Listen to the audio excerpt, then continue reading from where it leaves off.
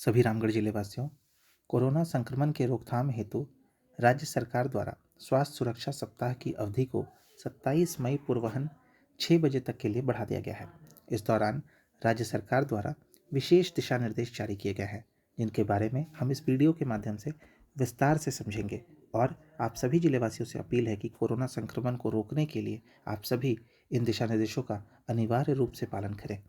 तो अगर बात करें दिशा निर्देशों की, तो ये दिशा निर्देश 2 पार्ट में है, एक तरह से आप कह सकते हैं, क्योंकि कुछ दिशा निर्देश जो हैं वो 16 तारीख से 27 तारीख की अवधि के लिए है और वो 16 तारीख से शुरू होंगे, लेकिन उनके बारे में हम डिटेल में इस वीडियो में समझेंगे। तो सबसे पहले बात करते हैं किन किन चीज़ों को अनुमति दी गई है इन दिशा निर्देशों में। तो सबसे पहले जो है, स्वास्थ्य संबंधित जितनी भी दुकानें हैं, स्वास्थ्य उपकरणों की दुकानें, स्वास्थ्य दवाइयों की दुकानें जो भी हैं, वो सभी दुकानें पूरे दिन खुलने की उनको अनुमति दी गई है।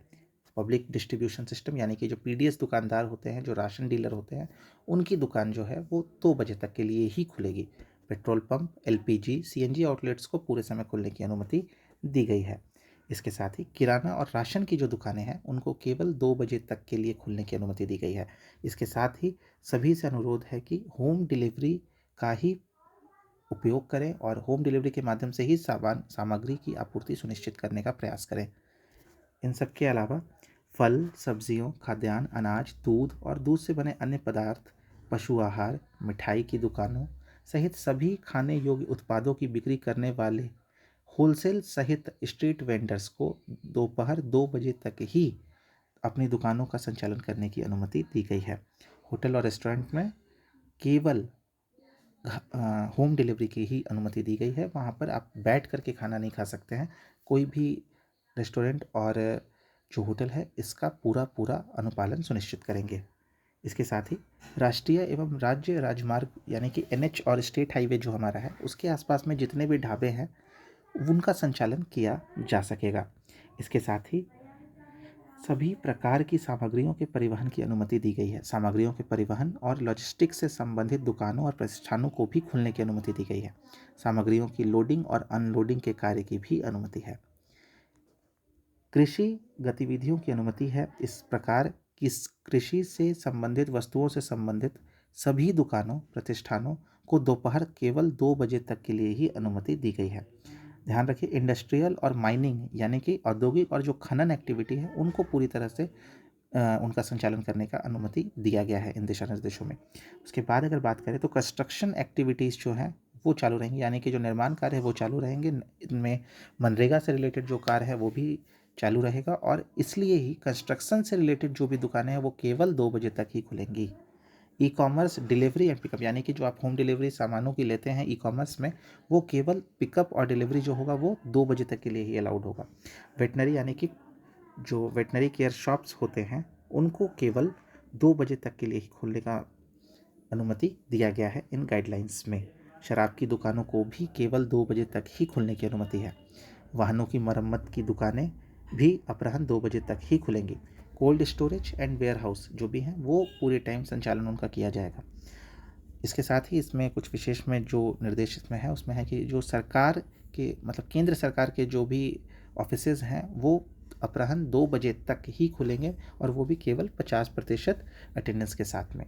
इसके अलावा bank, financial institution, insurance company, SEBI registered brokers को भी केवल 2 बजे तक ही अपना कार्य करने का अनुमति दिया गया है और जो एटीएम है उनको पूरे टाइम खुला रखा जाएगा इस बार।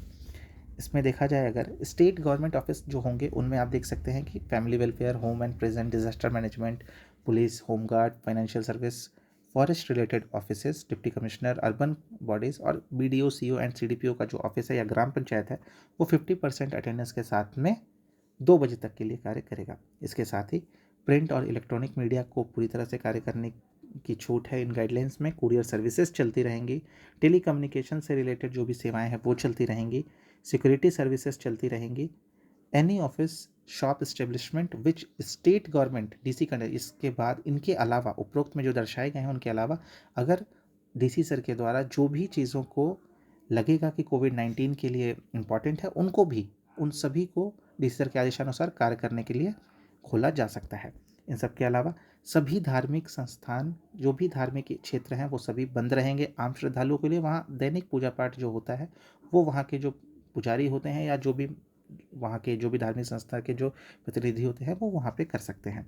इसके साथ ही घर के अंदर या घर के बाहर 5 आदमियों के एक साथ इकट्ठा होने पर पूरी तरह से प्रतिबंध है।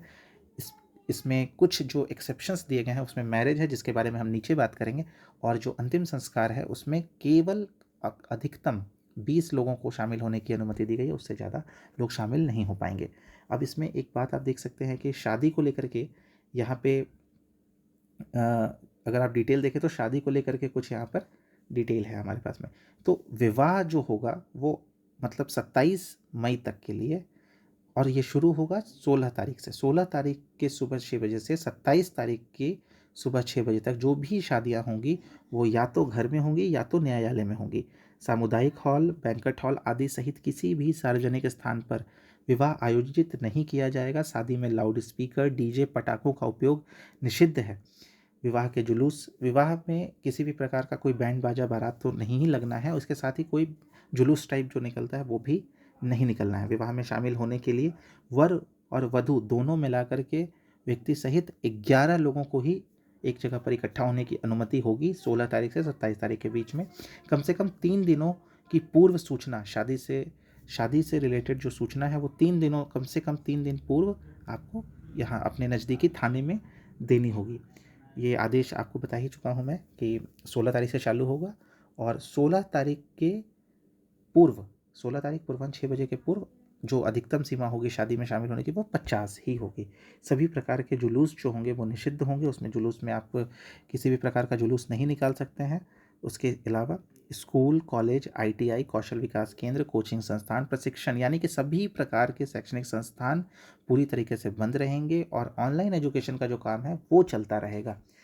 सभी जो परीक्षा है, जितने भी सरकारी एग्ज़ाम है गवर्नमेंट ऑफ झारखंड के अंडर जो आते हैं, उन सबको अगले आदेश तक के लिए स्थगित कर दिया गया है। सभी आंगनबाड़ी केंद्र बंद रहेंगे। राष्ट्रीय खाद्य सुरक्षा अधिनियम के तहत होम डिलीवरी सुनिश्चित की जाएगी। इनके अलावा अगर देखें तो सभी प्रकार के मेलों और प्रदर्शनी के आयोजन पर पूरी तरह से प्रतिबंध लगा दिया गया है। Cinema hall, multiplex, theatre, assembly halls में भी पूरी तरह से उनके आयोजन पर या उन वहाँ जाने पर पूरी तरह से रोक है, वो पूरी तरीके से बंद रहेंगे। सभी प्रकार के स्टेडियम, जिम, स्विमिंग पूल वो भी, और साथ में पार्क, ये सभी जहाँ पे भी लोग पब्लिक गैदर होते हैं वहाँ पर वो पूरी तरीके से बंद रहेंगे। Movement of persons in permitted, देखिए मूवमेंट ऑफ पर्सन यानी कि कहने का मतलब यहाँ पे ये है कि केवल और केवल 6 बजे से 3 बजे तक लोगों को घर से बाहर निकलने की अनुमति होगी उन कार्यों को, उन आवश्यक कार्यों के लिए जिनकी अनुमति ऊपर आपको बताया गया था 2 बजे तक के लिए दी गई है। यानी कि जो कार्य 2 बजे तक खुलेंगे उनके लिए 3 बजे तक आपको हार्डली अपने घर के अंदर चले जाना है। अब इसमें अगर हम देखें तो 3 बजे से 6 बजे तक जो लोग बाहर निकलेंगे उनके लिए क्या क्राइटेरिया होना चाहिए? उनके लिए यही होना चाहिए कि एयर, रेल, बस टिकट जो उनके पास, अगर उनको ट्रैवल करना है तो वो टिकट उनके पास में होना चाहिए, या वो कोविड-19 से रिलेटेड किसी प्रकार की किसी अपनी जिम्मेदारी को निभाने के लिए अगर बाहर निकले हैं घर से तो उनको अलाउड होगा। लेकिन इनके अलावा किसी को भी 3 बजे से 6 बजे सुबह तक अलाउड नहीं होगा। अब देखते हैं कि जो दिशा निर्देश 16 तारीख से सुबह 6 बजे से लागू किए जाएंगे और जो पालन में आ जाएंगे, जिनका अनुपालन 100% आप सभी को करना है, उनमें क्या है? तो देखिए, for any kind of movement by personal vehicle, अब आप यहाँ पर अगर आप इसको समझेंगे तो निजी वाहन द्वारा किसी भी तरह के परिवहन के लिए ई पास, वैध फोटो पहचान पत्र और वैध टिकट हवाई रेल संबंधित यात्रा के अनिवार्य होगा। ई पास को मतलब ई पास झारखंड.nic.in से डाउनलोड करना होगा। यानी कि 16 तारीख से किसी भी प्रकार के कार्य के लिए आपको ई पास की आवश्यकता होगी। चिकित्सा से संबंधित कार्यों या अंतिम संस्कार संबंधित कार्यों के लिए ई पास की आवश्यकता नहीं है। जिला प्रशासन द्वारा विशेष रूप से उपयोग की जाने वाली बसों को छोड़कर इंटर स्टेट और इंट्रा स्टेट यानी कि राज्य के बाहर और राज्य के अंदर सभी प्रकार के बस के परिवहन पर 16 तारीख से 27 तारीख तक पूरी तरह से रोक रहेगा। इन सब के अलावा कमर्शियल रूप से पंजीकृत टैक्सियों, ऑटो आदि द्वारा इंटर स्टेट यानी कि एक राज्य से दूसरे राज्य जाने की अनुमति पास के बिना भी होगी। यानी कि अगर आप दूसरे राज्य जा रहे हैं कमर्शियल टैक्सी या ऑटो से तो आपको पास लेने की ज़रूरत नहीं है। उसके बाद देखिए, अगर तो व्यक्तिगत वाहन यानी कि अपने पर्सनल गाड़ी से या टैक्सी से आप राज्य के किसी भी क्षेत्र में परिवहन कर रहे हैं या राज्य के अंदर किसी भी जिले में जा रहे हैं तो आपके लिए ई पास होना अनिवार्य होगा। अगर आपके पास ई पास नहीं है तो आपको अनुमति नहीं दी जाएगी। व्यक्तिगत अगर आप अपने पर्सनल गाड़ी के द्वारा जिले के अंदर सभी मूवमेंट की अनुमति जो होगी आपको सभी प्रकार के जिले के अंदर यानी कि इंटर डिस्ट्रिक्ट, इसके पहले मैंने आपको बताया इंटर स्टेट, अब है कि इंटर डिस्ट्रिक्ट भी अगर आप किसी तरह से कहीं भी जा रहे हैं तो आपके पास ई पास जरूर होना चाहिए अगर आप आवश्यक कारणों को छोड़ करके बाहर निकले हैं तो।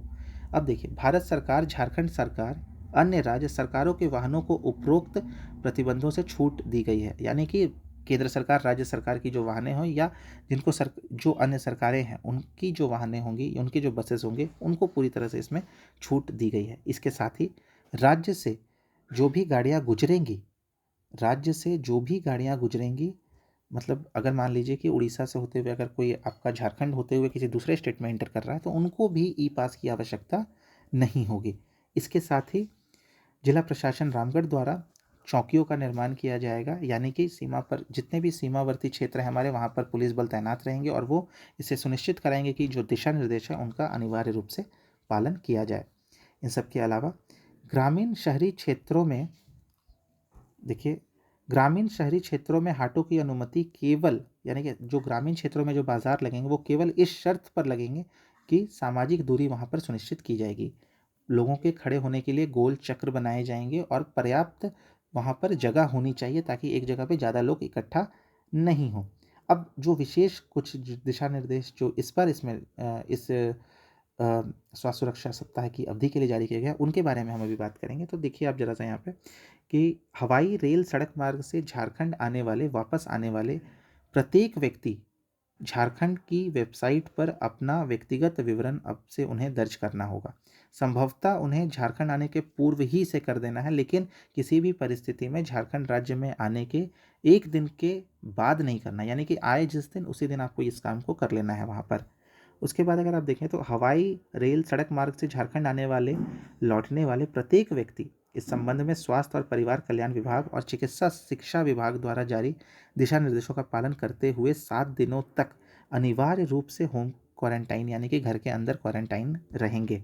जिला प्रशासन द्वारा होम क्वारंटाइन के सभी दिशा निर्देशों के पालन तथा इस संबंध में समय समय पर जारी सभी निर्देशों का अनुपालन सुनिश्चित किया जाएगा। इसके बाद अगर बात करें तो यदि जिला प्रशासन, यानी कि अगर जिला प्रशासन को ऐसा लगता है कि किसी व्यक्ति के द्वारा होम क्वारंटाइन का पालन नहीं किया जा रहा है और या मतलब वो समर्थ नहीं है, मतलब असमर्थ है अपने घर में होम क्वारंटाइन में रहने में, तो उस व्यक्ति को वहाँ से लेकर के सरकारी क्वारंटाइन में रखने का कार्य जिला प्रशासन के द्वारा किया जाएगा। ये मेंशन्ड है इस दिशा निर्देशों में। इसलिए आप सभी से अपील है कि जो भी आप लोग दूसरे राज्यों से आ रहे हैं वो अनिवार्य रूप से 7 दिनों की होम क्वारंटाइन का पालन जरूर से जरूर करें। ठीक है। उसके बाद अगर हम बात करते हैं तो उपरोक्त दिशा निर्देश में देखिए इनमें किन लोगों को इसमें छूट दी गई है उनकी बात करें तो उपरोक्त दिशा निर्देश एयरलाइंस के जो कर्मी हैं अंतर्राज्यीय परिवहन के दौरान, यानी कि इंटर स्टेट जो लोग गुजर रहे हैं उन पे नहीं होगा, यानी कि आप किसी एक स्टेट से दूसरे स्टेट जा रहे हो बीच में अगर झारखंड आता है तो आपके ऊपर में क्वारंटाइन का अवधि नहीं लगेगा।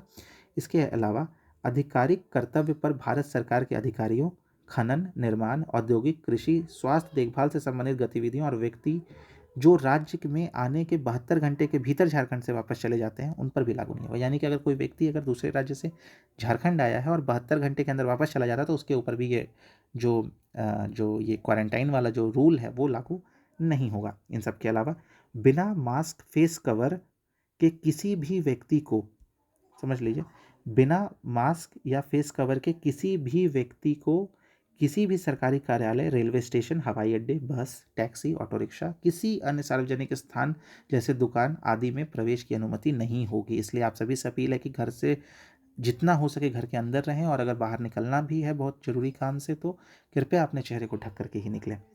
इस सब के अलावा उपरोक्त दिशा निर्देशों का 100% अनुपालन करना अनिवार्य होगा और आप सभी से अपील है कि इसको आप सुनिश्चित करें कि इन दिशा निर्देशों का अनुपालन करें।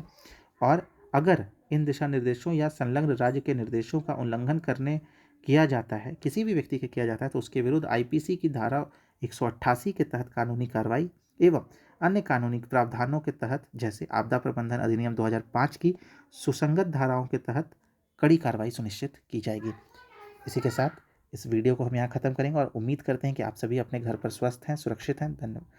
स्वस्थ हैं, सुरक्षित हैं और प्लीज़ आप सभी से रिक्वेस्ट है कि अपने घरों के अंदर रहें, होम क्वारंटाइन का पूरा पालन करें। और अगर आपको किसी भी प्रकार का कोई सिम्पटम्स है, सर्दी है, खाँसी है, बुखार है या साँस लेने में तकलीफ़ हो रही है, अपना कोरोना जाँच कराएँ। होम आइसोलेशन में रह रहे हैं तो होम आइसोलेशन प्रोटोकॉल का पूरा पालन करें। उसमें किसी भी तरह की कोई कोताही ना बरतें, क्योंकि अगर आप सतर्क रहेंगे, आप जागरूक रहेंगे, तो हम सब मिल कर के इस कोरोना को ख़त्म कर सकते हैं। धन्यवाद।